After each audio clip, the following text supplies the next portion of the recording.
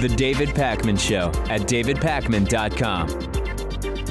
So let's talk a little bit about Guantanamo Bay, the detention center on the island of Cuba, which is where the United States currently has 41 detainees known often as enemy combatants. President Obama arguably made a mistake when he said that a first-term goal would be the closure of Guantanamo Bay. That was back during his 2008 campaign before ultimately being inaugurated for his first term in January 2009. President Obama did succeed at drastically reducing the number of detainees at Guantanamo from somewhere, I believe, somewhere between 200 and 400 was the number, down to far fewer and something in the range of the 40s. And we are now at the point where we might see the first repatriation, meaning the release of a Guantanamo detainee from Guantanamo Bay, Cuba, back to a foreign country, in this case, the country of Saudi Arabia. And the entire Guantanamo Bay situation has become a total political football where Donald Trump at one point even suggested the idea of increasing the number of detainees at Guantanamo Bay, which makes absolutely no sense whatsoever. It is incredibly expensive to keep Guantanamo Bay open, and for each inmate that is there, the United States is spending a ton of money.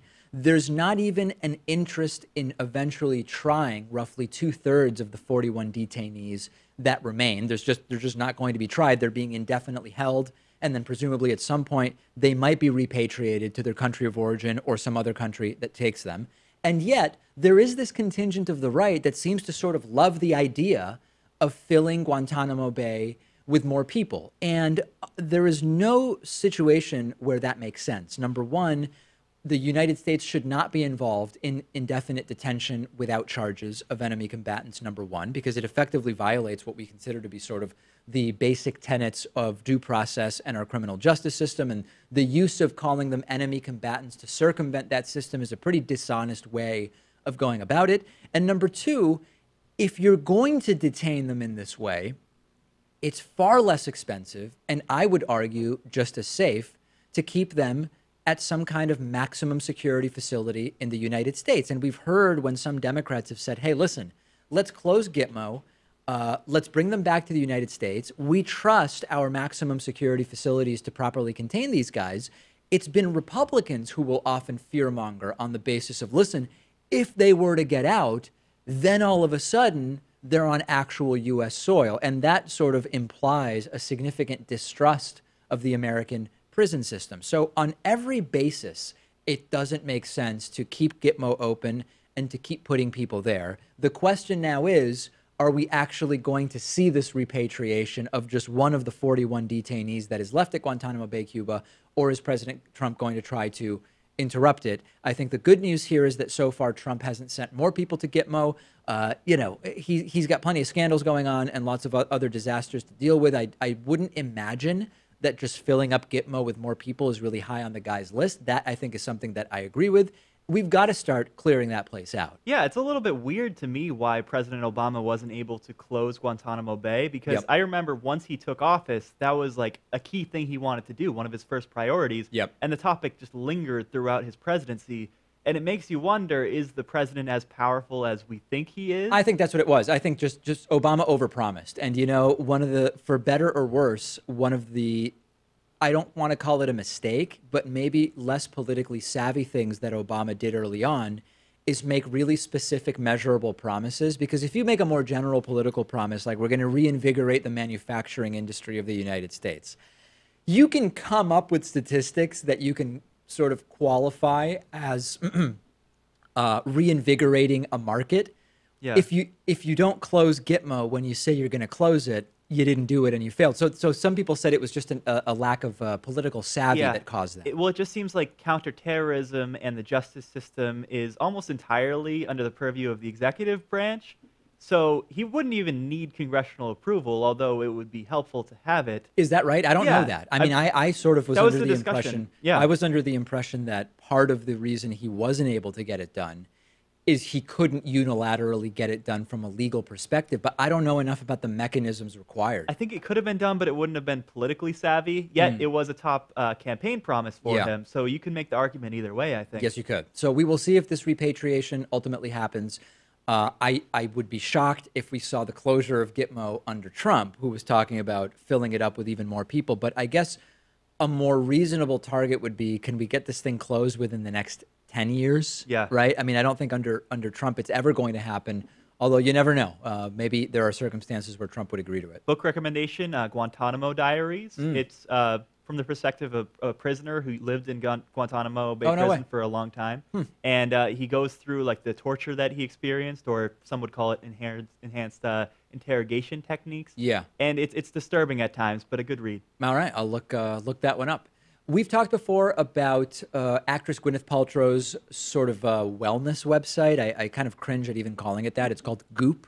And we've talked about all of the different really debunked or possibly dangerous treatments. Again, I don't even know what language to use. They're not really treatments in that they don't treat anything, that are recommended or advertised on her website. This includes something called vaginal steaming. This includes something sort of the use of crystals for healing purposes and all sorts of other jade nonsense. Egg?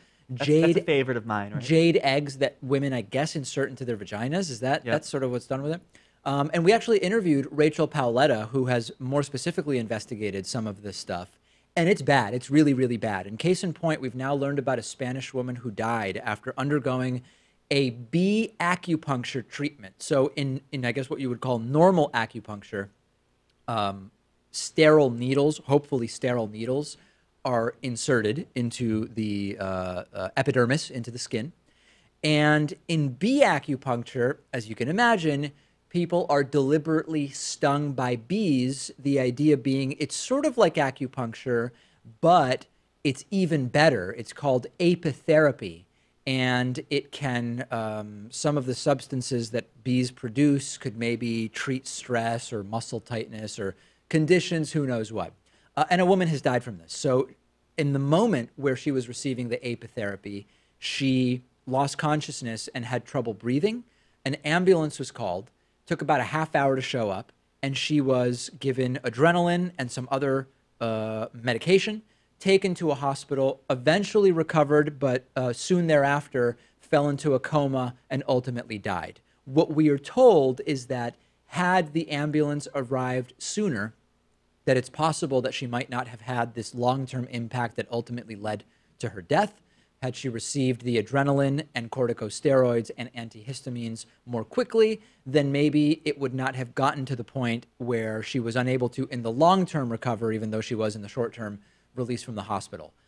This is something that has been touted by Gwyneth Paltrow. I am not blaming Gwyneth Paltrow's website for this particular woman getting apitherapy, but the eventual organ failure, multiple organ failure that this woman died of, is something that could happen to anyone who follows the advice of getting bee acupuncture, which is, again, something that Gwyneth Paltrow, the proprietor of the Goop website, promotes.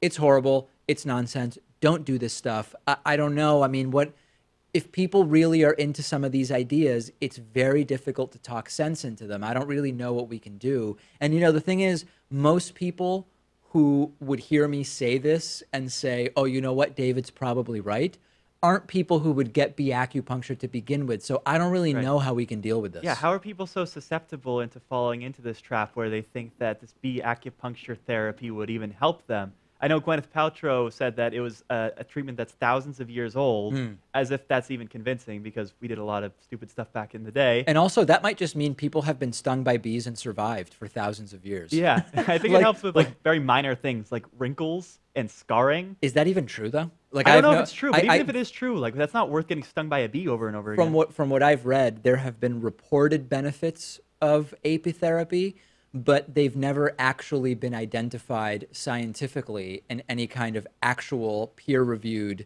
test. And so I would hesitate to say that there are any benefits to this because I don't believe it's been demonstrated at all. It's like if you're conducting a cost-benefit analysis, it's just not worth it. No. Even if like you do get those benefits, is it even worth the pain? Even if you're not going to die from organ failure, is it worth the pain of going through all that? I don't think it is. If someone believes that they have some condition that only apitherapy can cure, and they understate the risks and overstate the potential benefits, I can understand how someone by this sort of internal logic would say, hey, this is something that I'm going to do. I don't think that with any real world assessment of the risk reward, you would go and do this. That's sort of my sense of it. Hey, this is a really funny thing. The daughter of Vice President Mike Pence, Charlotte Pence, wrote a book, a kid's book, about their rabbit. I guess the Pences have a rabbit. Do you know if it's like an actual pet that they have at the White House or something that they had back in Indiana? They probably had it in Indiana and brought the thing over. You think it's living at the, why the White House? The Vice President doesn't live at the White House, but the Vice President's residence near the White House.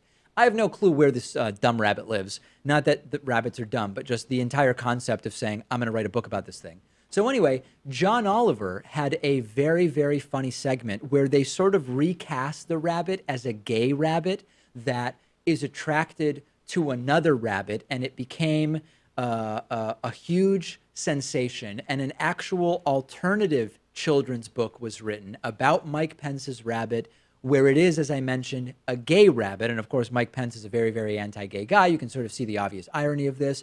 And the satirical version of Charlotte Pence's book is doing so well that it has knocked James Comey's pre-order, it's not yet available, pre-order memoir down from #1 to #2 on the Amazon bestseller list. And the Mike Pence's Gay Rabbit children's book is now #1. They are donating proceeds from the book to a couple of different organizations, including an organization that deals with LGBT bullying, which doesn't exactly strike me as the top choice for a charity for the Pence family. And what's really funny, and I don't know the backstory about this, but I saw an interview with Charlotte Pence and Mike Pence's wife on one of the talk shows.